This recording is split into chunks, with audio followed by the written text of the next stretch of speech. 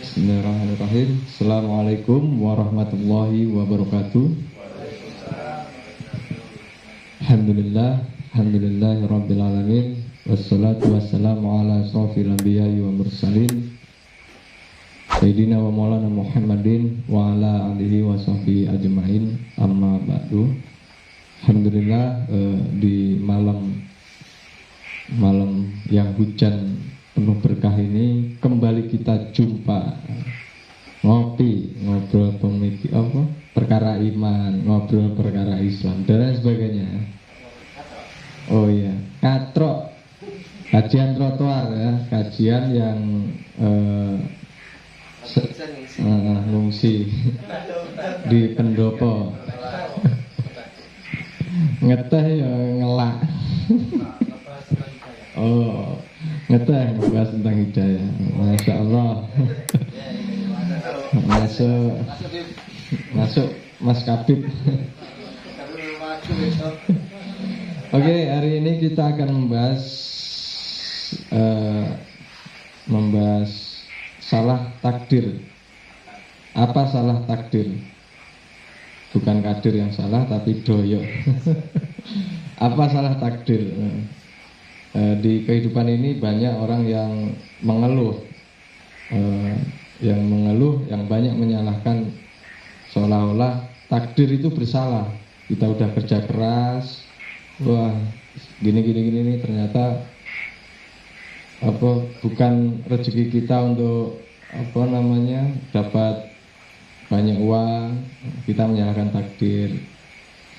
Terus kita jalan naik motor, terus di situ kita kepleset atau nabrak apa, kita menyalahkan takdir. Kok elek men takdirku, nasibku kok elek. Kita akan kupas tuntas di kajian trotoar kali ini. Ini ada seperti biasa guru kita, guru dan teman ngobrol ya. Saya coba loh Pak. Kita sharing-sharing apa salah takdir. Kenapa takdir banyak dipersalahkan oleh kebanyakan orang, mayoritas orang. Apa sih esensinya takdir? Kita kupas. Monggo Pak Amin.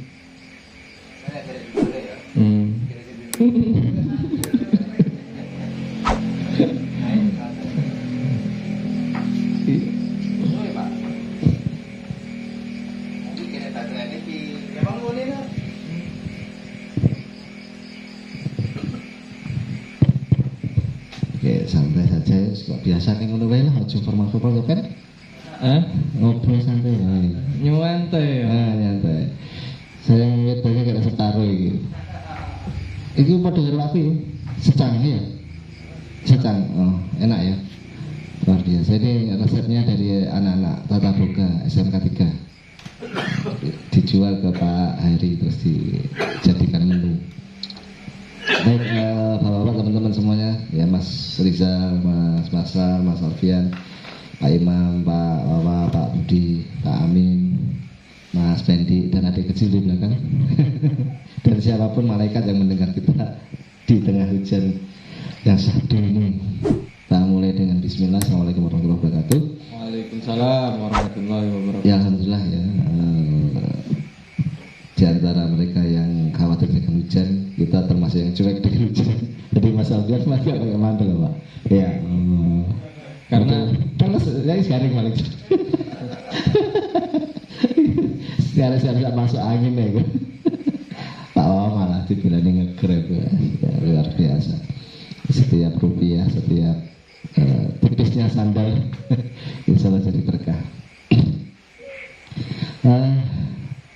Karena waktu juga sudah malam, ini jadi kita sebenarnya kan pengennya nunggu teman-teman lebih banyak ya.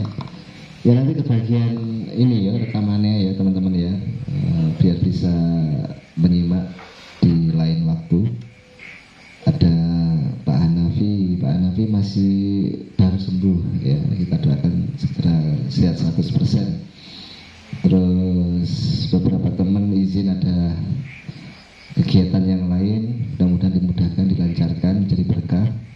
Mas Rizal ini pulang lembur ya, di bela-bela di kesini, mudah-mudahan jadi soleh, wasilah istri cantik, kan belum beristri ya. Wah, sudah. Ya yang kedua nanti yang cantik ya. Ya jadi istri yang solehah, anak-anak yang soleh dan solehah. Pak Budi setia, Pak Budi selalu haus dengan suasana perkumpulan ya Pak ya. Di rumah sepi Pak. Sepi di gereja. Pada hujannya mungkin gini Pak ya. Anget-anget rame-rame. Baik, ya tadi sudah sepintas disampaikan oleh Mas Fendi terkait dengan gejala yang ya itu ada yang datang, alhamdulillah. Itu siapa itu ya? Mas Gagah ya? Yes, kita pelan-pelan sambil menunggu beliau bergabung. Ya nanti bisa ditawari Pak Imam, langsung pesankan minumnya kopi jahe atau apa yang lain itu. Terus kalau di belakang masih ada sisa gorengan yang bisa dihidangkan, diminta apa nih? Enggak apa-apa, tambahin. Ini ada duitnya kan aja lalu.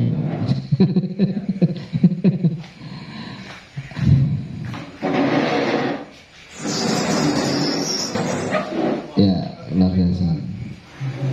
Di sebelah sini enggak apa-apa. Pokoknya nanti tanggung jawab dikembalikan loh ya. Ya, alhamdulillah ada masalah. Bihuduriku Mas Gagah, Pak Abdul, ya luar biasa. Daripada nyangkruk ngerasani tanggane, mending nyangkruk ngobrol-ngobrol sing rada-rada bermanfaat gitu loh ya.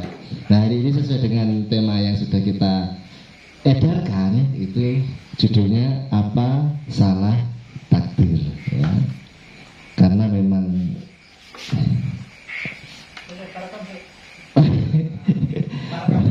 iya, itu bukan itu. Nanti bisa minta rekamannya ke Mas Hasan. Iya.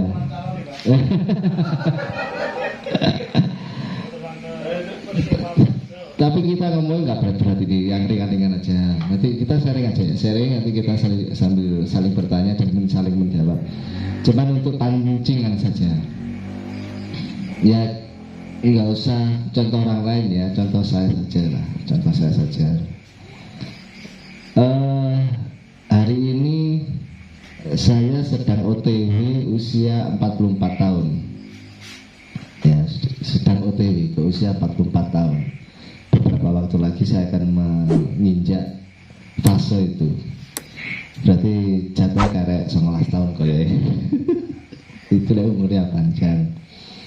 Nah, di usia 44 ini secara fakta saya belum punya rumah, masih ngontrak. Ada mobil tapi dagangan. Artinya kalau Pak Ayu didol, Pak Kawi digawe gitu.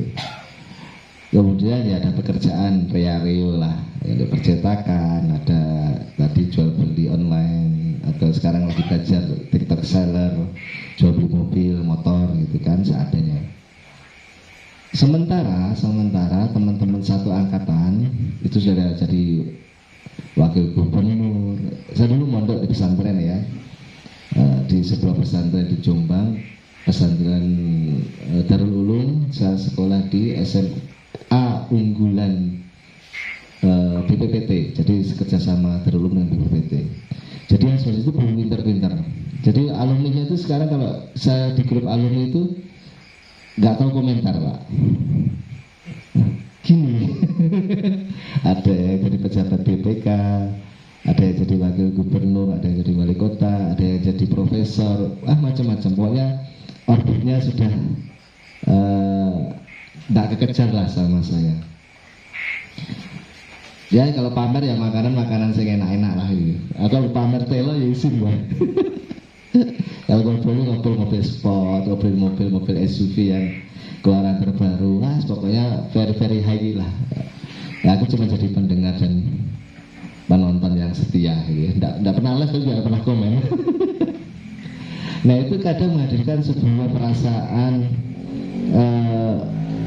tadi minder, kemudian pertanyaan. Kenapa? Dulu kita sama-sama pintar kok sekolah itu. Nilainya ya kurang tapi sama saya juga ranking gitu ya. Bahkan di rapot saya kelas 1 SD sampai kelas 3 SMP itu tidak pernah nggak ranking 1 gitu kan. Prestasi di luar akademik juga banyak.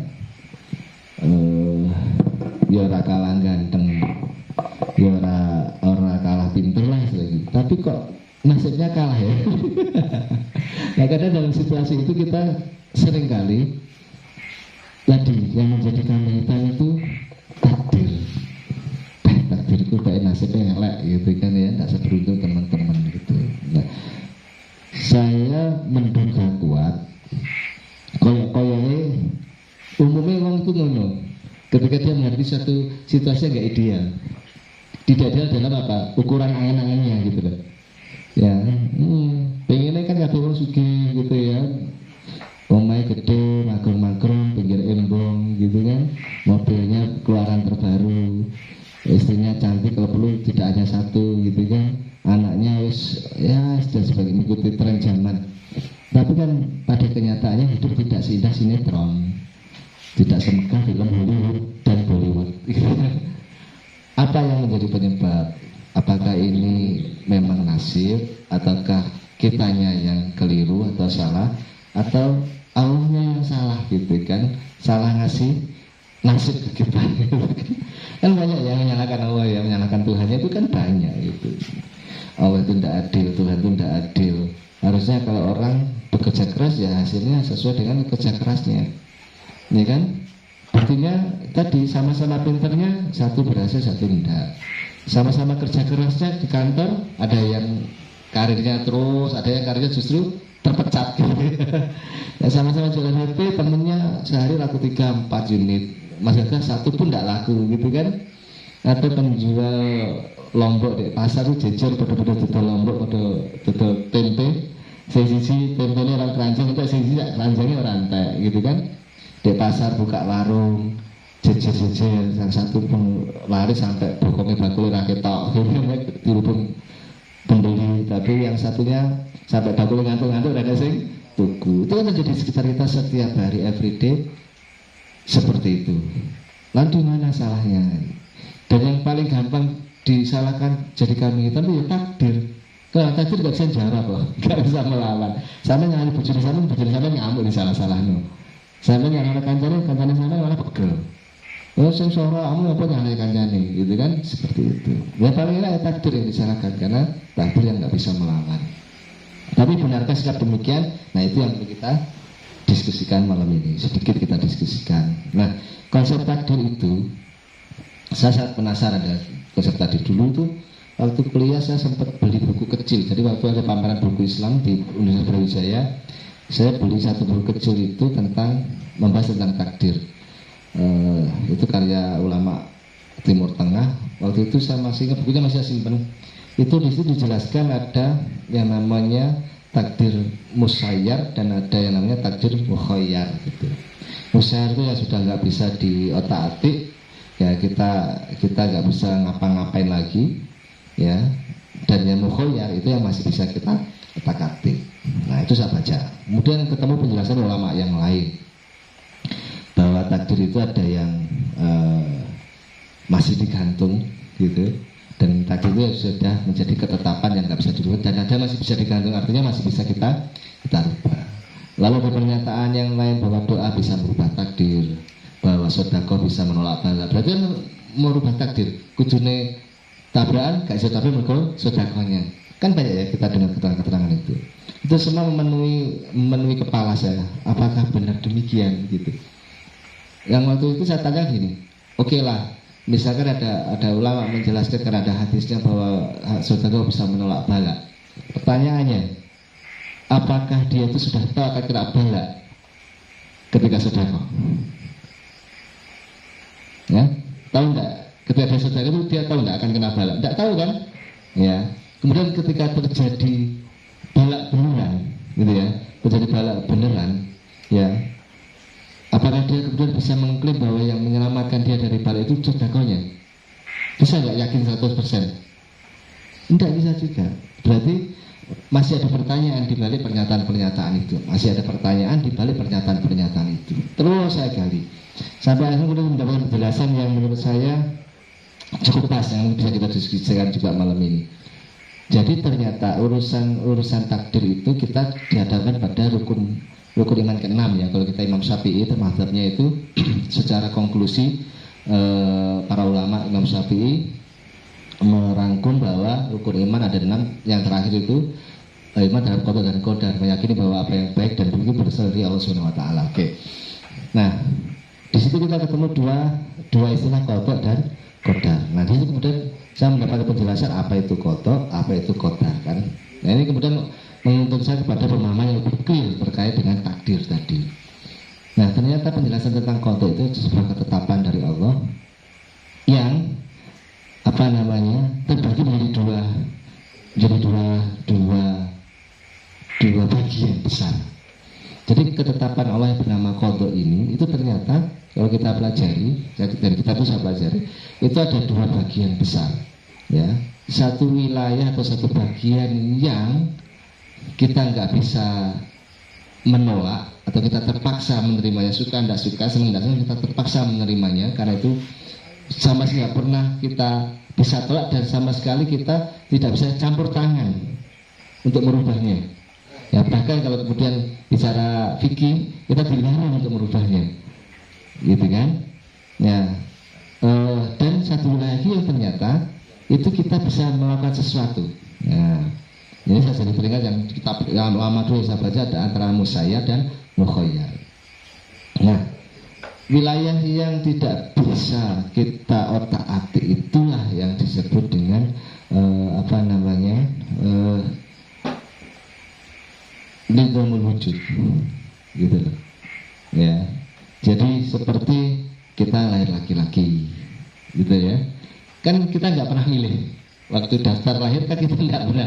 Besok aku daftar lahir ya Allah lahirnya laki-laki ya, enggak. Bahkan orang tua kita pun tidak bisa menentukan ya. Pas bikin itu enggak iso. Ini mak iki tak gelanang ya. Iya Pak, iki saiki gawe itu. Iki sana saiki itu. Bisa. Kita hanya bisa tebak buah durian. Ternyata lahir laki-laki. Mungkin kalau ada USG sekarang pada bulan keempat atau bulan kelima bisa kelihatan. Tapi kan pas bikin nggak kelihatan, nggak bisa menentukan gitu kan.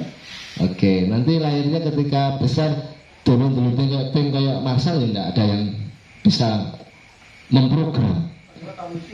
Tapi ya kan. Udah apa? Cita rasa baru tapi pedes. Iya, takdir. Iya, ya nggak bisa kita bentuk nanti kecil tinggi kayak Mas Alfian atau rambutnya kita program keriting, kita program lurus, warna mata kita program coklat kayak punyanya Pak Wawan nggak bisa, atau kita bikin kayak hijau kayak mata kucing juga nggak bisa kan. Semuanya kita terima, take it for granted. Ya, kita terima apa adanya. Ya, kemudian termasuk hari ini mangan tape keceplos Lombok itu dia nggak merencanakan, tiba-tiba saja terjadi. Atau kita nggak bisa menyetop hujan agar bisa kita datang malam ini dengan santai, dengan nyaman tanpa kena air hujan, tak bisa juga. Hujan turun begitu saja. Ya, di sini nggak hujan tapi di sana hujan.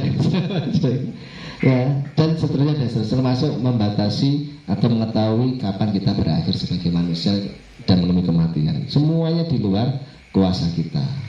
Itu wilayah yang sama sekali tidak bisa kita kuasai. Dan keadilan Allah adalah untuk hal-hal yang demikian itulah kita tidak akan dimintai pertanggungjawaban. Karena Allah memberikannya sesuka-sukanya Allah, dan kita dipaksa menerima apa adanya, suka tidak suka. Ya, nah, cara aku ya pengen gede dulu Marshall, tapi gak lemu. Suspek kayak Cristiano Ronaldo, pengen ku ngono gitu loh. Dan enggak, dan aku nggak bisa ngapa-ngapain kan di situ. Ya pengen ku suki kayak korun gitu loh. Yang perbendaharaan kuncinya itu kunci perbendaharaan itu diangkat orang-orang kayak ADW itu 15 orang yang angkat itu. Nggak bisa kan ya, tetap melarat ini kiai. Nah, hal-hal yang demikian itu yang kemudian kita hanya bisa menerima. Kita tidak bisa protes, bahkan dilarang protes karena dosa kalau protes. tidak bisa mempertanyakan karena percuma kita pertanyakan, kita hanya disuruh menerimanya. Pilihannya cuma dua, syukur atau sabar. Nek pas cocok karo karepe ya disyukuri, nek gak pas cocok karo karepe ya disabari, kan ngono tok. Dan hebatnya Allah yang Maha Adil itu, kita tidak akan dihisab untuk itu. Jadi nanti di yaumil hisab tidak ditanya, ngapa kowe ora putih kok sapa wong Korea, ngapa kok irungmu bangkit gak pesek kayak wong Indonesia gitu. Atau kenapa kamu dulu lahirnya di Amerika nggak di Indonesia. Tidak ada yang nanya, Allah nggak akan nanya itu. Kenapa? Karena Allah juga nggak pernah mau menerima protes kita kan. Jadi Allah itu adil, nggak menerima protes juga nggak meminta atau menuntut pertanggungjawaban. Ya. Nah, masih ada wilayah kedua. Kita masih bilang kotok ya, bicara kotok. Lah baru di wilayah kedua, hal-hal yang kemudian kita bisa melakukan sesuatu atas ketetapan itu, itulah kita diminta pertanggungjawaban. Ya, di wilayah kedua inilah Allah sudah menghendaki. Jadi Allah itu punya kehendak dan Allah maha berkehendak. Di satu sisi Allah berkehendak kita diciptakan seperti ini, apa adanya, kita nggak bisa protes. Tapi di sisi lain Allah berkehendak juga untuk sebagian yang lain Allah ngasih pilihan, ngasih peluang kita untuk membuat pilihan gitu. Terpaksa misalkan seperti malam ini kita milih mau datang atau tidak datang, itu kan pilihan kita. Kita bisa datang buktinya sampai sini. Kita kan sebenarnya bisa nggak bisa datang, hujan-hujan kok pilek gitu kan, setengah main melungker penak. Dan kalau kita milih nggak datang, nggak akan ada di sini.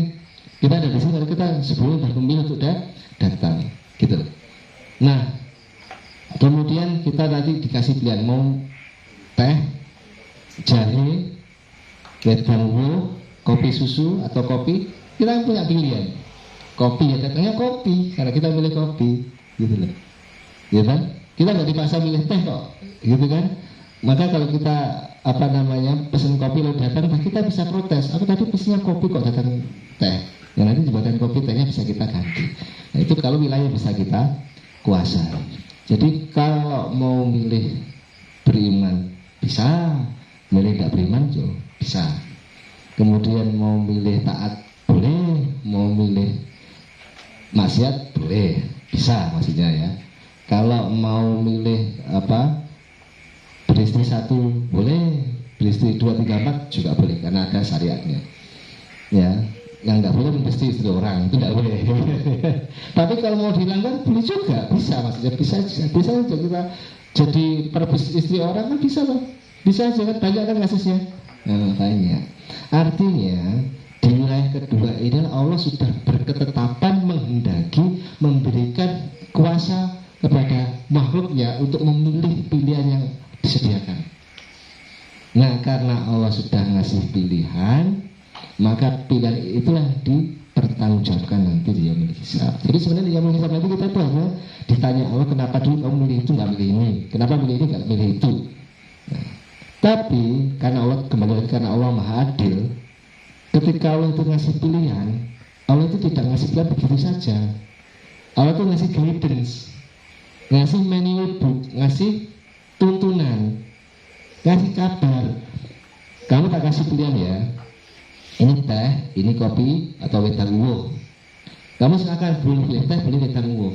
Tapi tak kasih tahu ya, teh itu hanya ada teh sama gula.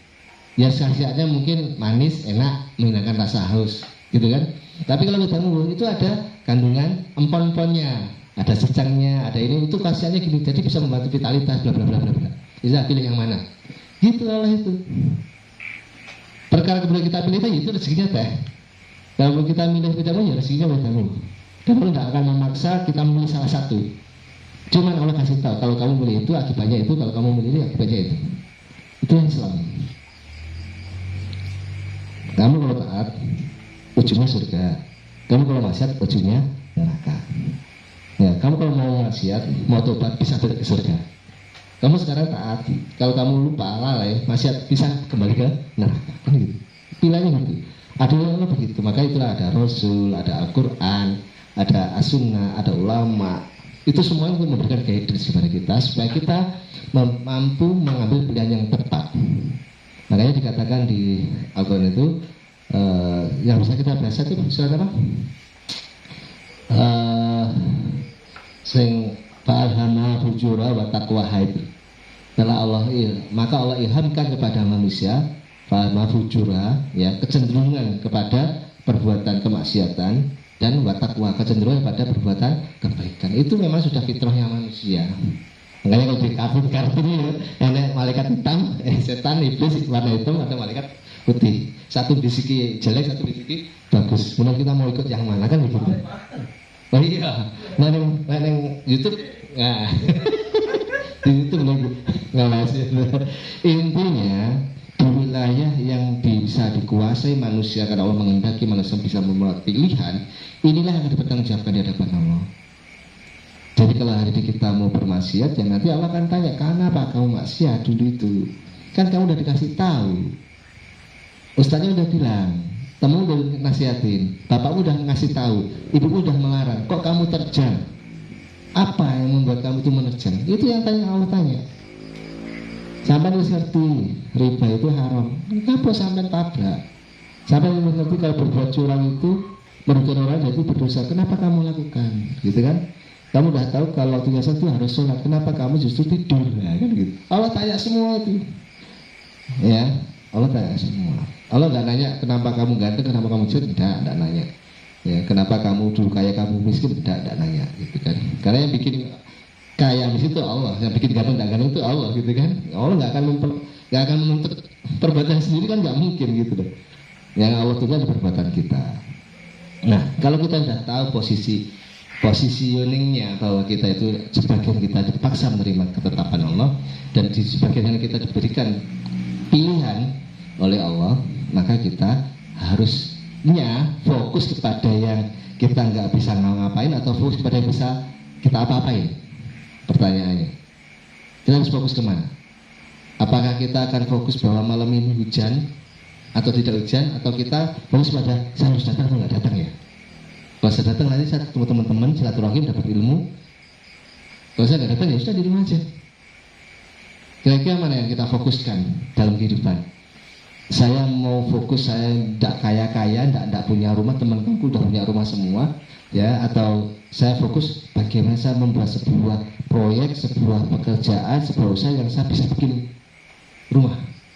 Gimana yang bisa fokuskan? Saya harus lebih fokus mana kira-kira? Hah?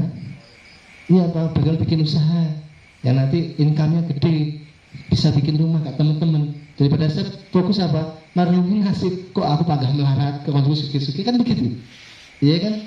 Jadi stop perbincangan atau perdebatan apakah kemudian orang itu sengsara, tidak sengsara, orang itu enak, tidak enak itu karena takdir atau bukan. Stop. Itu nggak ada hubungannya. Ya, yang bisa kita lakukan adalah bagaimana kita fokus kita melakukan sesuatu yang sesuai dengan apa yang Allah gariskan, Rasulullah contohkan, dan bisa kita lakukan. Contoh, seperti Mas Rizal mungkin karena pekerjaan lapangan seharian capek, sangat sulit untuk bangun malam. Untuk mendapatkan kemuliaan bangun malam mungkin sulit karena terlalu capek.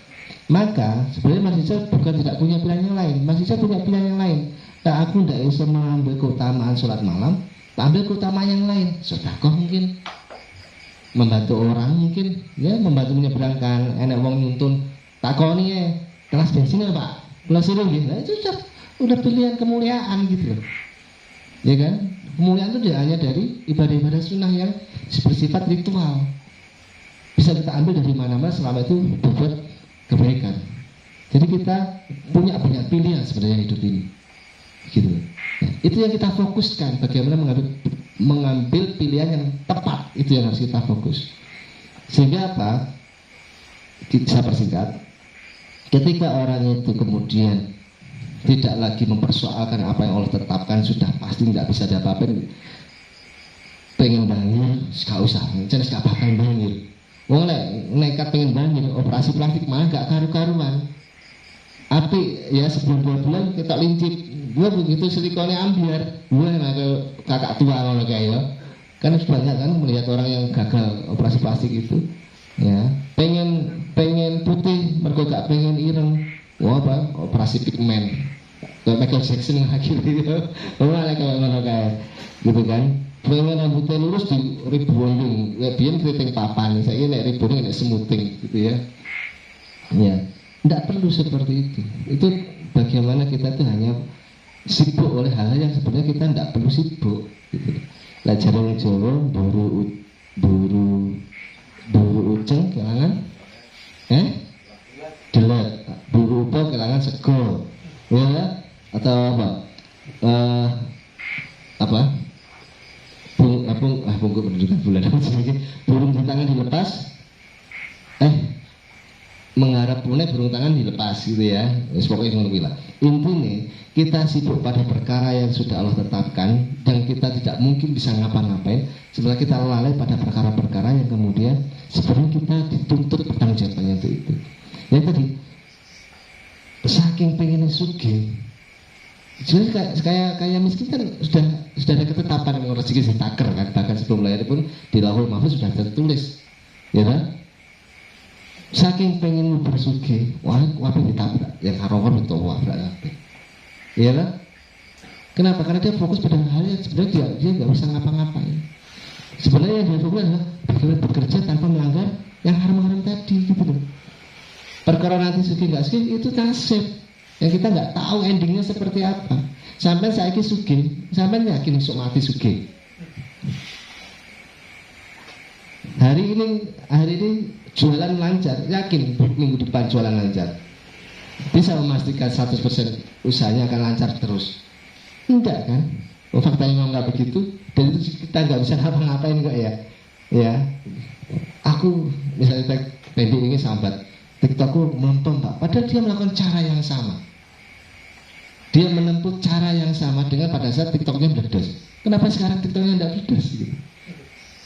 Gitu loh. Dia nggak bisa ngapa-ngapain. Yang bisa dia lakukan adalah tetap berupaya. Waya posting, waya bikin konten gitu kan. Ketika ada pertanyaan dia jawab dengan baik sehingga customernya sendas terus, itu aja. Jadi jangan membingungkan masalah hasil, karena hasil sudah ditetapkan. Bahkan sebelum kita melakukan Allah sudah tetapkan. Hanya kita nggak tahu dan nggak akan mungkin tahu. Lah sampean ngerti ya, sampean nggak usah nyapa-nyapa lah. Nggak usah nyapa sholat wis ngerti ning surga. Iya Pak. Ini apa loh? Soro-soro sholat bakal ngerti neraka. Masalahnya karena nggak pernah kasih tahu gitu loh neraka apa surganya kita, makanya kita kasih Allah pilihan. Ini loh mau surga ini loh caranya. Dan neraka kok kamu ini neraka gitu. Padahal kita nggak pernah tahu, makanya kita ya udah saya mau ke surga, gitu ya. Mudah-mudahan dengan berharap istiqomah nanti sampai mati pun kita masih di jalan yang benar gitu loh ya. Karena kan banyak juga kasus urip bahwa benar ternyata begitu menjelang kematian, kepleset gitu kan ada juga. Mudah-mudahan enggak lah, naudzubillah. Nah, maka yang saya share malam ini adalah itu bagaimana kita kemudian fokus pada hal yang benar. Di wilayah itu Allah kasih kita kemampuan dan pilihan, ya. Kemudian kita tidak lagi pusing pada perkara-perkara yang kemudian kita tidak bisa campur tangan atas itu. Tinggal kita, misalkan usaha seperti ini, ya. Terus ngoyor ini hutan-hutan diterjang, ternyata misalnya tekok ini, wes bar.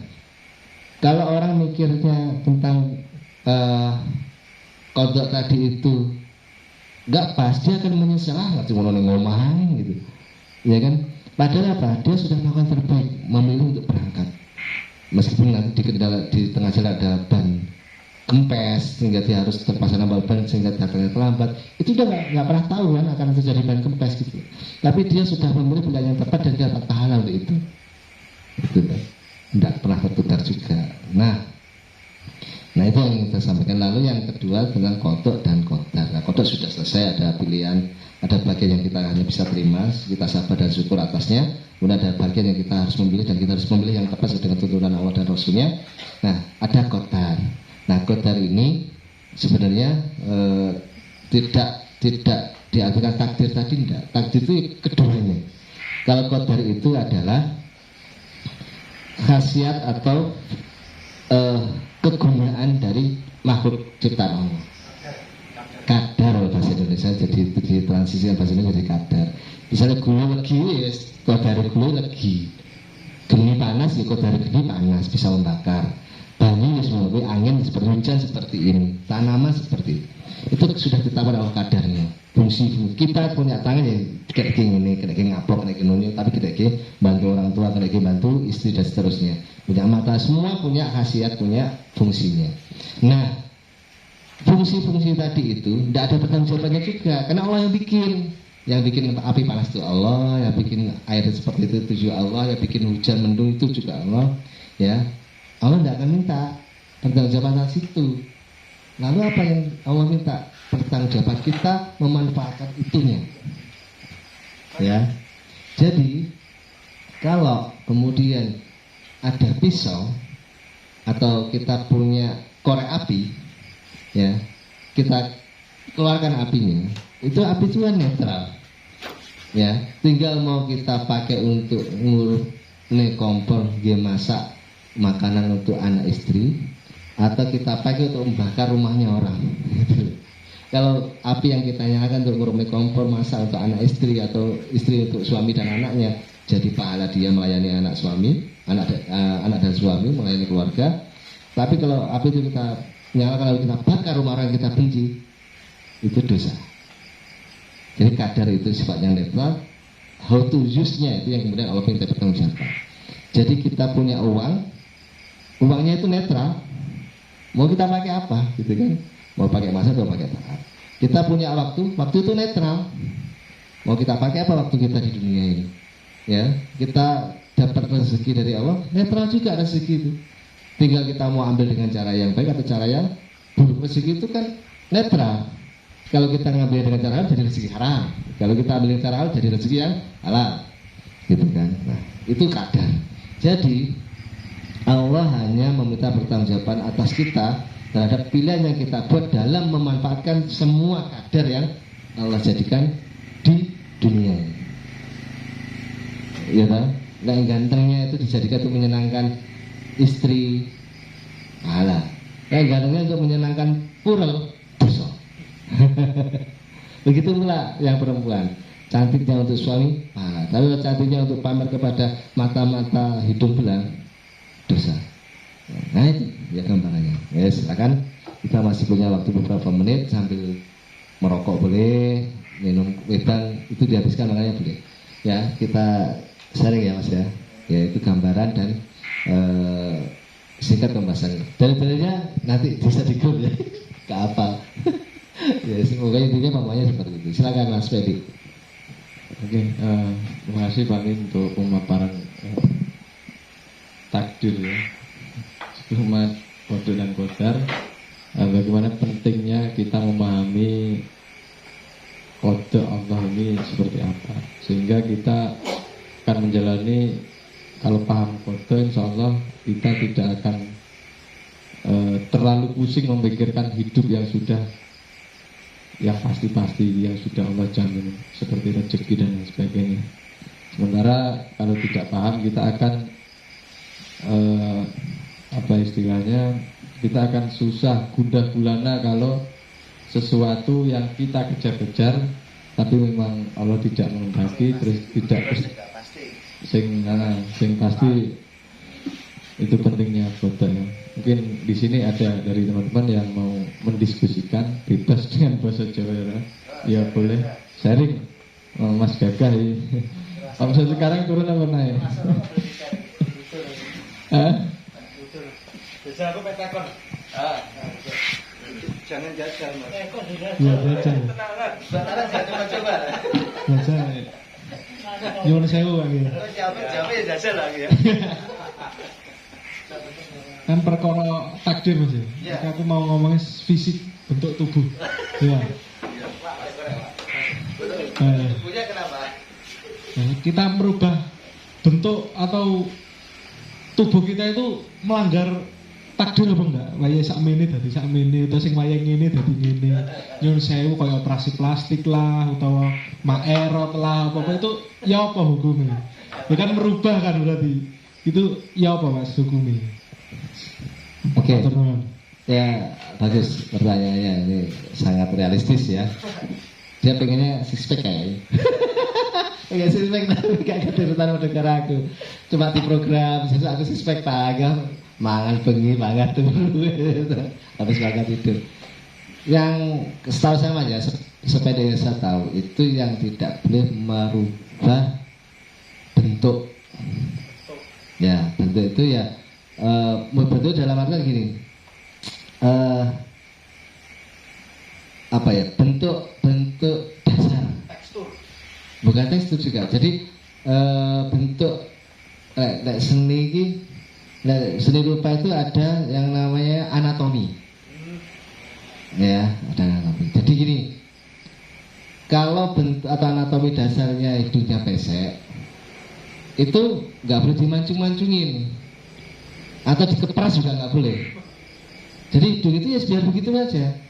Kalau kemudian dia semakin pesek karena tertarik oleh pipi yang semakin tembem, ya itu bukan merubah namanya. Atau pipi kita yang dulu tirus, kemudian tembem kayak Mas Gagas sekarang, itu juga bukan merubah, karena itu kan tidak berubah bentuk. Itu kan faktor yang bersifat alamiah, karena ya tadi banyak faktor usia, faktor kebiasaan makan, pola istirahat dan sebagainya kan. Kenapa? Nanti lah sampai kuru jadi lemu-lemu jadi kuru, dia kata merubah takdir ya, wah ya haram loh, kecil gitu. Ya kayak orang lemu loh dosa kabeh gitu, dia kuru saya lemu enggak. Jadi yang tidak diperbolehkan itu, kalau memang takdir aslinya pigmennya hitam, terus diputih-putihkan dengan rekayasa genetika atau rekayasa kedokteran bedah, itu yang nggak boleh merubah takdirnya di situ kok. Postur fokusnya di situ, konteksnya di situ merubah itunya. Ya, termasuk misal rebonding, meluruskan rambut, bentuk rambut. Itu antara laki-laki dan perempuan ternyata hukum fikihnya beda itu. Kalau perempuan, kalau rambutnya keriting, itu diluruskan boleh untuk suaminya. Jadi dia berniat luruskan rambut untuk suaminya, untuk menambah kecantikan supaya suaminya lebih nyaman, boleh. Toh kalau dalam Islam nggak boleh itu juga kan kalau keluar rumah, gitu. Tapi kalau laki-laki haram. Keriting ya, misalnya kapal keriting terus pengen kayak Jackie Adilo diluruskan, di rebonding smoothing, tidak boleh. Karena itu menjadi menyerupai perempuan. Gitu. Karena aktivitas itu hanya untuk perempuan. Kalau laki-laki berarti itu haram menyerupai perempuan laki-laki. Gitu. Ya. Kalau cangkok rambut Pak, cangkok rambut itu bukan merubah takdir. Karena takdir awalnya memang punya rambut, tapi karena satu dan lain hal kemudian, cuman itu kalau fikihnya tidak boleh dilakukan kalau untuk tabarruj dan kita ganteng, nggak oleh ternyata. Tapi kalau untuk kesehatan, misalnya pasang bagel, itu kalau untuk kesehatan karena kalau mungkin giginya tidak teratur menyebabkan proses dia mencerna makanan di mulut tidak sempurna sehingga mengakibatkan efek fisik kesehatan, itu boleh dirapikan. Kalau niatnya dan untungnya papak terus kita ganteng kita ayu tidak boleh. Bukan kembali pada niat, kita kembali kepada dalilnya. Ya, jadi dalil merubah. Jadi dalilnya yang tadi itu begelan, karena untuk kesehatan itu berarti konteksnya berobat, bukan tabarruj. Kalau kemudian dipapak dan kita cantik itu sudah masuk dalam kategori tabarruj. Nah, jadi sudah berubah amaliannya sudah berubah konteks, gitu ya. Kalau kemudian pada saat dia operasi mulutnya sehingga lebih rapi, misalkan sumbing gitu ya, dioperasi menjadi lebih rapi dan dia kelihatan lebih cantik, itu kan hikmah. Bukan itu kan, amalnya kan bukan itu, amalnya kan supaya dia, kalau sumbing kan kasihan, makan kan atau kalau ngomong kan ngowos gitu kan ya, itu boleh. Jadi konteksnya di situ. Nah, kalau berubah bentuk melar, kurus itu tidak termasuk kategori itu. Ya, termasuk meninggikan badan itu juga tidak, karena tidak merubah fungsi dasar atau bentuk dasar kan. Yang setahu saya yang diharamkan itu merubah bentuk dasar dari hitam jadi putih, gitu kan. Ya. Tapi kalau rambut itu kan memang tanpa itu kan bisa, wah kita dulu, saya itu dulu kok keriting gede-gede kenceng rambutku. tanpa dirubah. Kan ada yang anakku itu ada yang kecil rambutnya lurus bagus, gede-gede ya kribo kayak mae. Nah, artinya rambut itu memang punya potensi berubah tanpa harus dioperasi. Ya, tapi kalau konteksnya tadi rebonding itu sudah ada kajiannya, boleh ke perempuan selama itu untuk menyenangkan suami, karena memang sunnah perempuan selain itu menyenangkan suami. Dan itu tidak merubah fungsi atau bentuk dasar rambut, karena pada dasar rambut secara pun bisa berubah. Ya, dan laki-laki tidak boleh. Nanti kategorinya menyerupai perbuatan perempuan atau tingkah laku perempuan. Ya, jadi Mas Gagas sudah begitu saja. Kalau mau rapi ya dirapikan pangkas yang rapi, atau mau digondrongkan saja. Pilihannya cuma itu. Ya, nggak usah dilurus-luruskan, ya. Atau nggak usah dikritik-kritik juga. Nggak usah dikritik-kritik juga, gitu ya. Kalau kritik alami aja, ya dibongkar-bongkar karo pulpen gitu ya. Nggak usah dioperasi dan seterusnya. Salah begitu ya.